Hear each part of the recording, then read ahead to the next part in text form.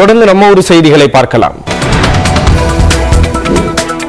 வேலூரில் 800க்கும் மேற்பட்ட மாணவ மாணவிகள் பங்கேற்ற மாநில அளவிலான சிலம்பாட்ட போட்டி நடைபெற்றது. பாரம்பரிய கலைகளை ஊக்குவிக்கும் வகையில் நேதாஜி விளையாட்டு அரங்கில் இந்த போட்டி நடத்தப்பட்டது. இதில் பங்கேற்ற மாணவர்கள் விதவிதமாக சிலம்பம் சுற்றி தங்கள் திறமைகளை வெளிப்படுத்தினர்.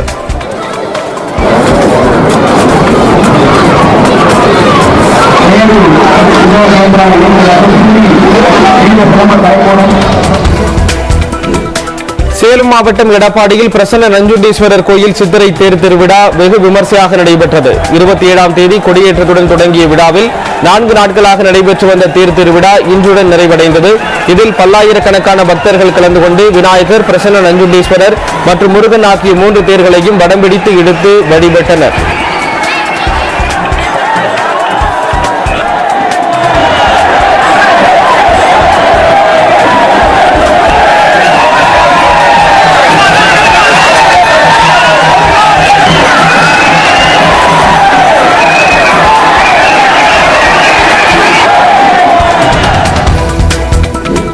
திருப்பரங்குன்றம் மலை மேல் உள்ள காசி விஸ்வநாதர் கோயிலில் சிசிடிவி கேமராவில் விபூதியை தூவிவிட்டு கொள்ளையடித்து சென்ற நபர்களை காவல்துறையினர் தேடி வருகின்றனர்.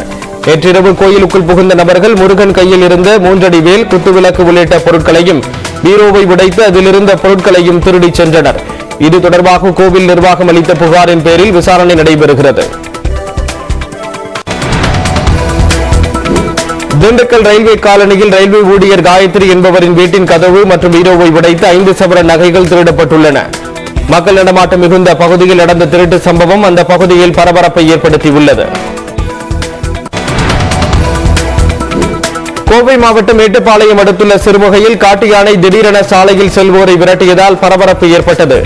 சாலை ஓரத்தில் யானை நிற்பதை கண்ட வாகன ஓட்டிகள் வாகனங்களை நிறுத்தியதால் சிறுமுகை சத்தியமங்கலம் சாலையில் போக்குவரத்து பாதிக்கப்பட்டது. தகவல் அறிந்து வந்த வனத்துறையினர் பட்டாசு வெடித்து யானையை விரட்ட முயன்றபோது சாலையில் நின்றிருந்தவர்களை பிளிரியபடி யானை விரட்டியதால் மக்கள் அலறியடித்து ஓடினர்.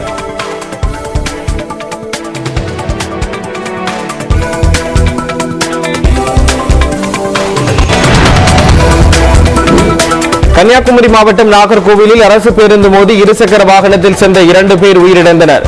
கிருஷ்ணன் கோயிலைச் சேர்ந்த முருகன் தனது நண்பர் விக்னேஷுடன் இருசக்கர வாகனத்தில் வெட்டூர் மணிவடம் வழியாக சென்று கொண்டிருந்தார். அப்போது நாகர்கோவிலில் இருந்து திருவனந்தபுரம் நோக்கி சென்ற அரசு பேருந்து மோதி இருவரும் உயிரிழந்தனர்.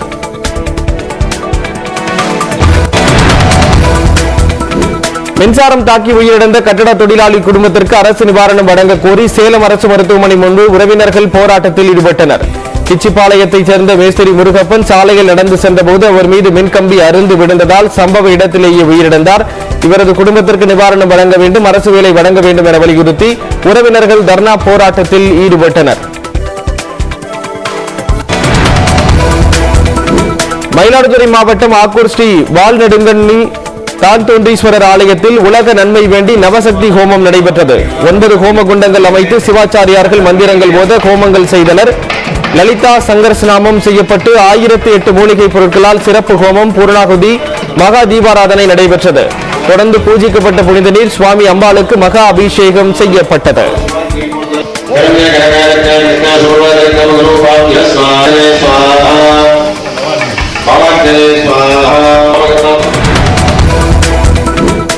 கடலூர் மாவட்டம் பண்ருட்டி அருகே வரிச்சாங்குப்பத்தில் அரசு பள்ளியில் பயின்ற முன்னாள் மாணவர் தாம் படித்த பள்ளிக்கு மேசைகள், நாற்காலிகள் உள்ளிட்ட உபகரணங்களை வழங்கினார்.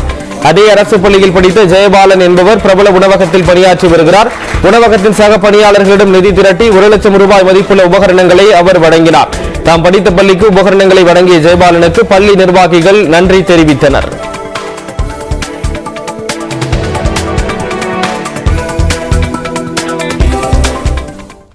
திருச்சி மாவட்டம் மணப்பாறை அருகே 16 வயது சிறுமியை பாலியல் பலாத்காரம் செய்த 3 பேர் கைது செய்யப்பட்டுள்ளனர்.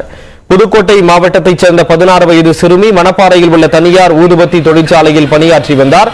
கடந்த 1ஆம் தேதி பணிக்கு செல்வதாக கூறிவிட்டு சென்ற சிறுமி வீடு திரும்பாததால் உறவினர்கள் காவல் நிலையத்தில் புகார் அளித்துள்ளனர்.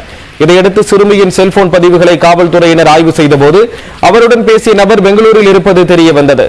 இதையடுத்து பெங்களூரு சென்ற காவலர்கள் சிறுமியையும் அவருடன் இருந்த ரியா சதாம் ஆகியோரையும் மணப்பாறை காவல் நிலையத்திற்கு அழைத்து வந்தனர். அவர்கள் அளித்த தகவலின் பேரில் வேலூரில் இருந்த சிறுமியின் காதலன் முபாரக் அலி என்பவரையும் கைது செய்தனர். பின்னர் நடந்த விசாரணையில் சிறுமியை காதலிப்பதாக பெங்களூரு அழைத்துச் சென்ற முபாரக் அலி பாலியல் வன்கொடுமை செய்ததும், அவர் பணிக்கு சென்ற பின் அவரது நண்பர்களான ரியா, சதாம் ஆகியோரும் சிறுமியை வன்கொடுமை செய்ததும் தெரிய வந்தது.